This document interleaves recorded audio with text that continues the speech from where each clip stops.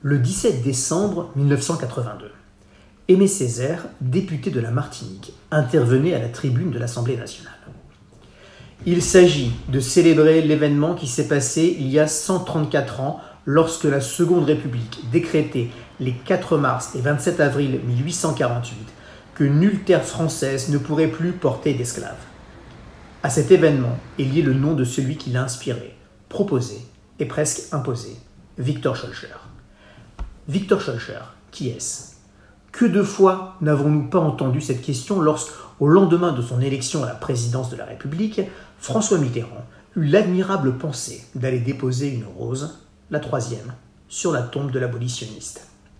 Victor Schœlcher, qui est-ce? Eh bien, Victor Schœlcher, c'est, pour résumer en 3 mots, un humaniste, un militant des droits de l'homme, un socialiste. Quand je dis un socialiste, entendons-nous bien. Le socialisme de Victor Schœlcher n'est pas une doctrine d'économie politique. C'est avant tout une éthique. Les phrases clés de son œuvre me paraissent être celles-ci.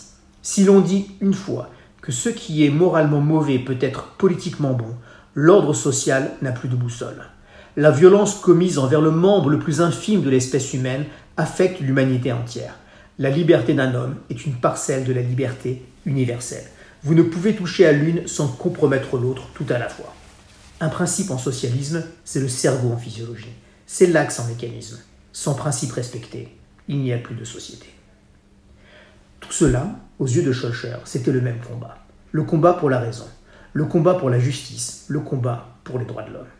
Ce qu'il y a de remarquable dans ce combat, c'est la ténacité, la persévérance, l'acharnement même avec lesquels Victor Schœlcher le mena pendant plus de 50 ans.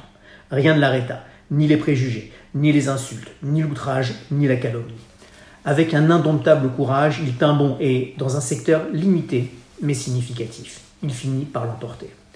C'est cette victoire que nous souhaitons voir commémorée, la victoire d'un homme dont nous voulons que la mémoire soit gardée et désormais largement célébrée, comme nous voulons que soit célébré le souvenir du martyre et de l'héroïsme des héros anonymes, issus de tous ces peuples, jamais résignés, qui, périodiquement, se levèrent, génération après génération, pour revendiquer et pour combattre.